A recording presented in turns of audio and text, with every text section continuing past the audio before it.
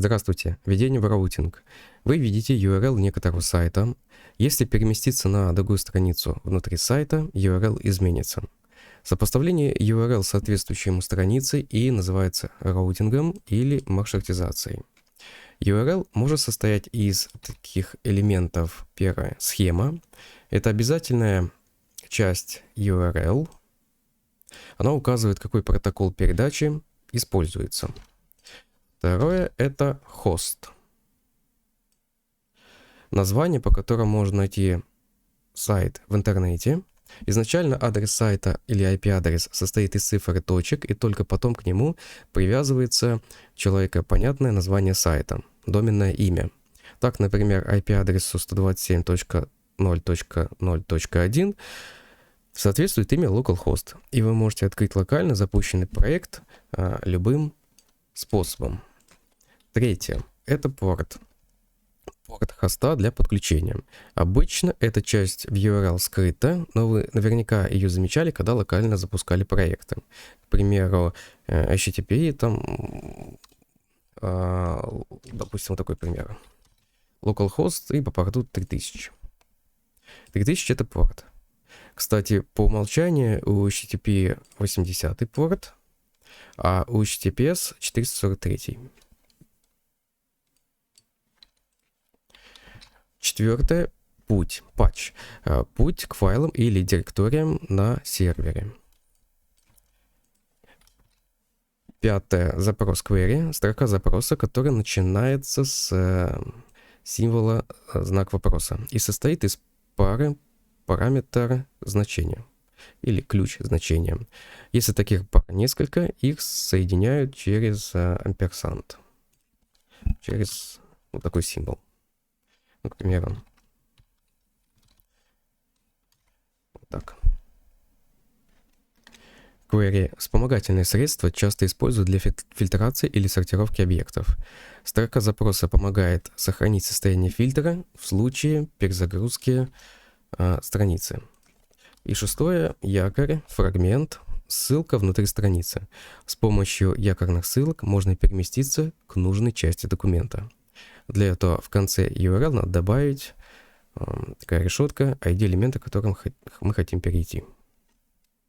Мы научимся разбивать наше приложение на страницы и посмотрим на различные стратегии, как это можно сделать. С помощью React мы делаем не просто сайт, а Single Page Application, то есть одностраничное приложение. Это значит, что пользователь загружает одну страницу и остается на этой странице. И когда мы говорим о переходе между страницами в React-приложение, мы имеем в виду, что мы будем скрывать или отображать какие-нибудь блоки этого приложения, которые соответствуют этой странице, не перезагружая при этом все приложение. В React-приложениях для клиентского роутинга обычно используют библиотеку React Router. Установим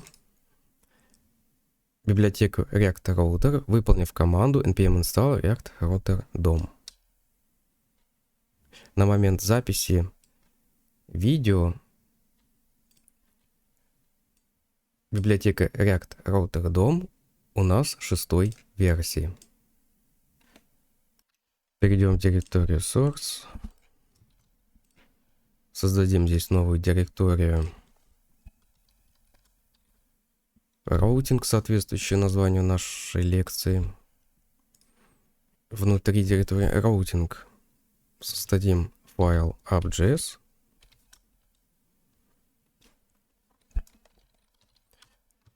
Нам потребуется React из библиотеки React.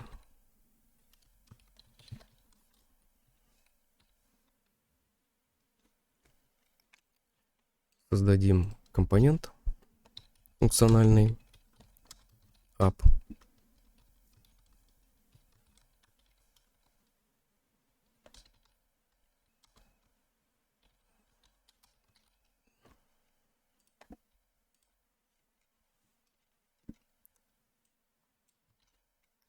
И в индексном файле подключим этот компонент.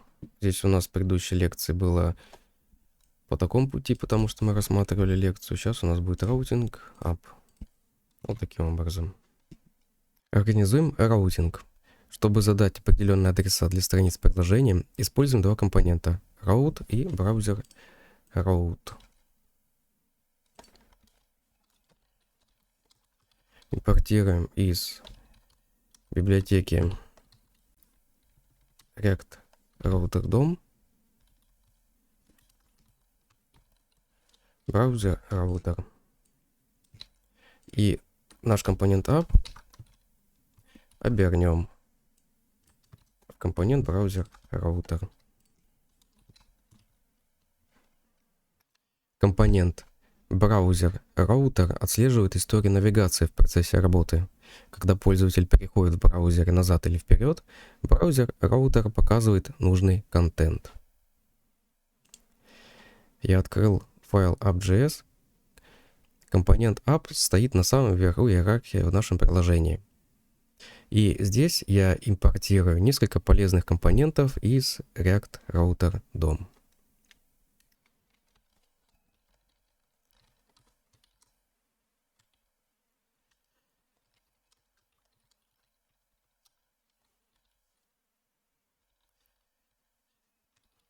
Импортируем компонент link, outlet,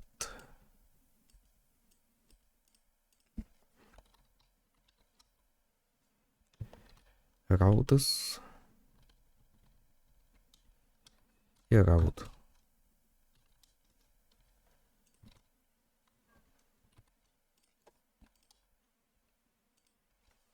Сделаем некоторый заголовок.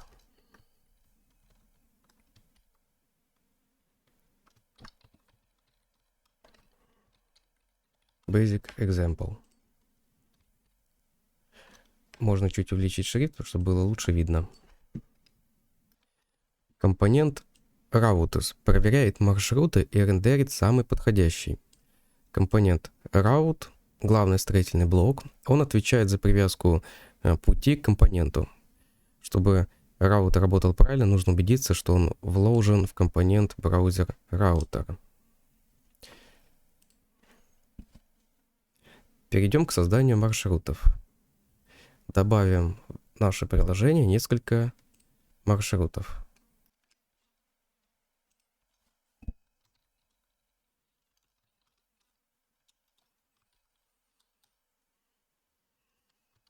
Маршрут главной страницы. Сейчас я напишу, а потом прокомментирую.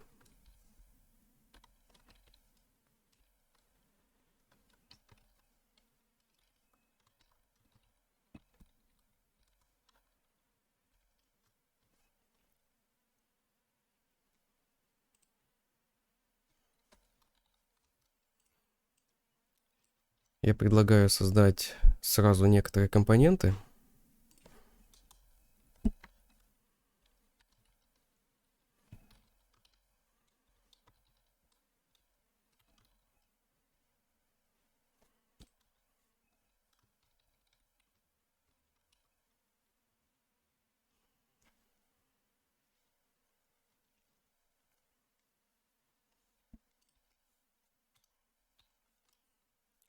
Layout создадим. Пока он пусть будет пустой. Компонент, отвечающий за домашнюю страницу. Заголовком Home. И еще несколько. Эти компоненты создаю здесь просто для наглядности.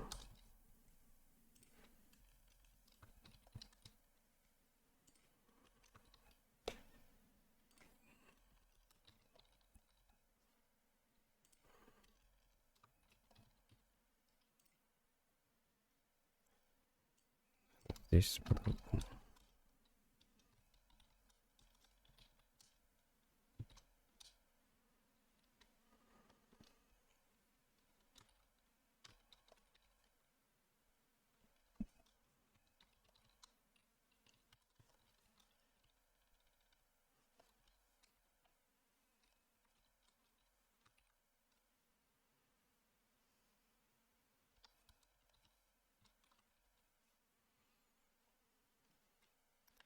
То есть компонент домашней страницы, о нас, страница о пользователе, компонент будет отрисовываться. И давайте еще какой-нибудь страница, которая будет not page, not found даже.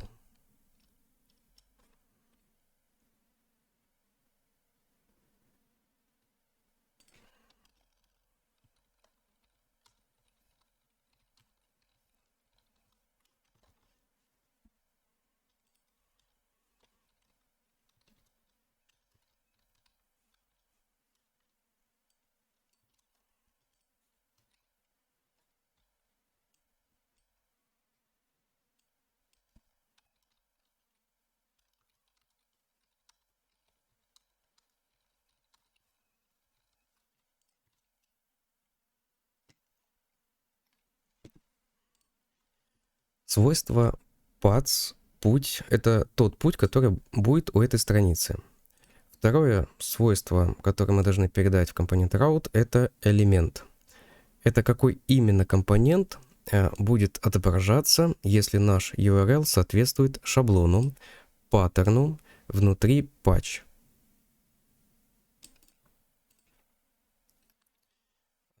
Компонент layout — это хорошее место для разметки, в котором мы хотим сделать так, чтобы навигация отображалась на всех страницах. Здесь сделаем вложенные рауты.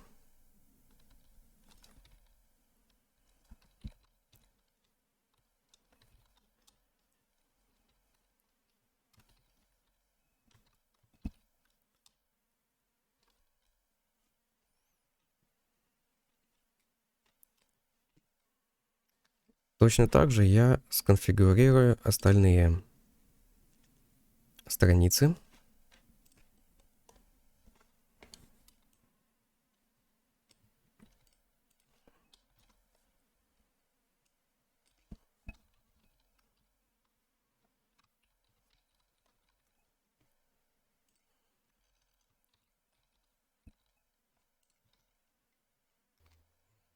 Маршрут для страницы о нас.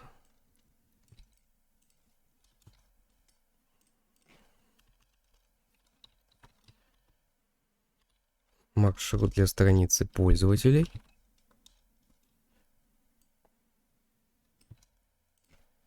Маршрут для страницы с детальной информацией о пользователе.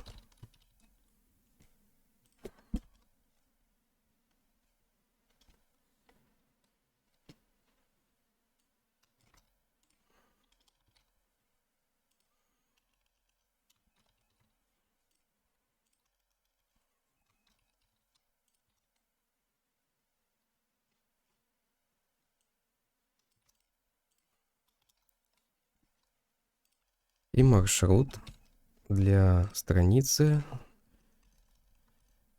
not found.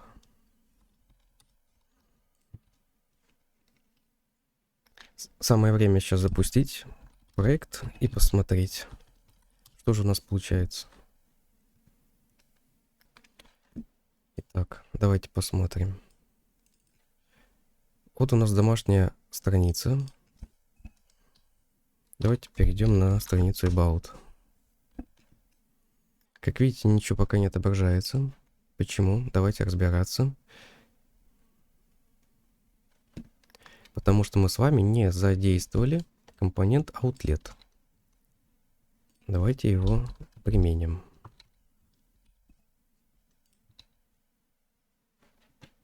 И снова зайдем на страницу. Смотрите, теперь у нас About есть.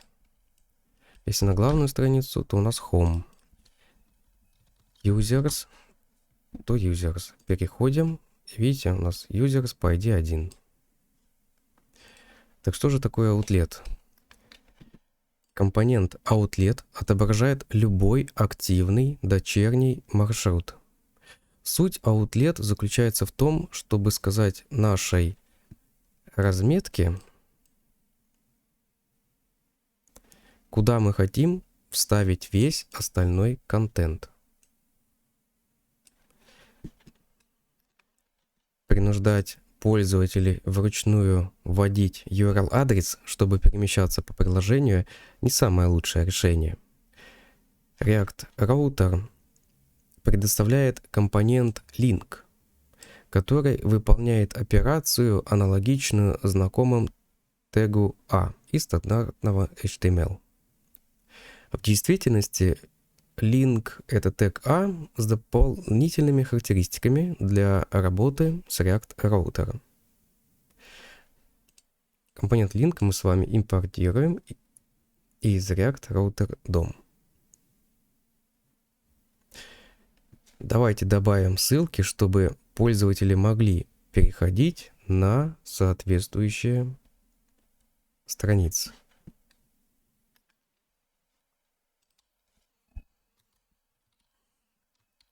Добавим с вами навигацию.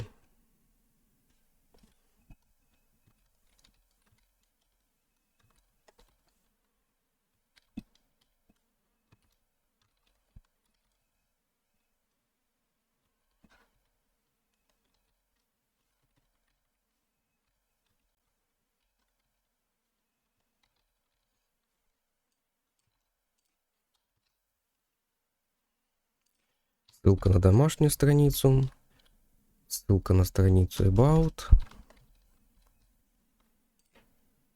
и последняя ссылка на страницу с пользователями.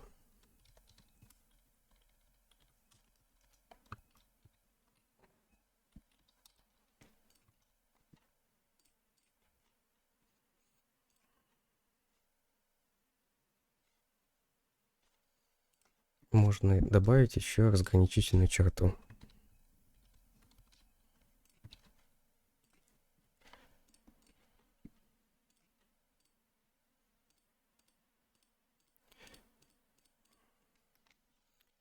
Так. У компонента link есть props to для описания URL, по которому следует переходить. Если вам станет любопытно,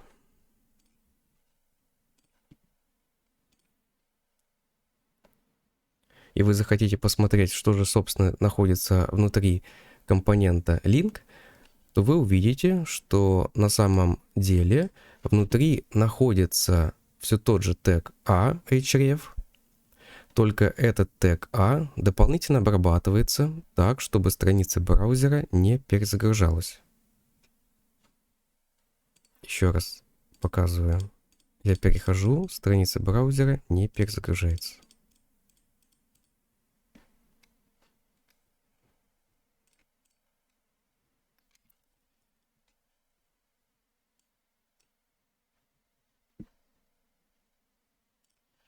Подведем итоги.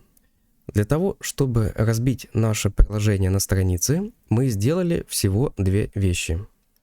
Мы обернули наше приложение в компонент браузер роутер, а затем сконфигурировали компоненты route, которые отвечают за отдельные страницы. И для каждого раута мы указали путь, patch. Это тот путь, по которому будет доступна страница, и элемент, в который мы передали компонент, который будет отрисовываться тогда, когда пользователь переходит по этому пути.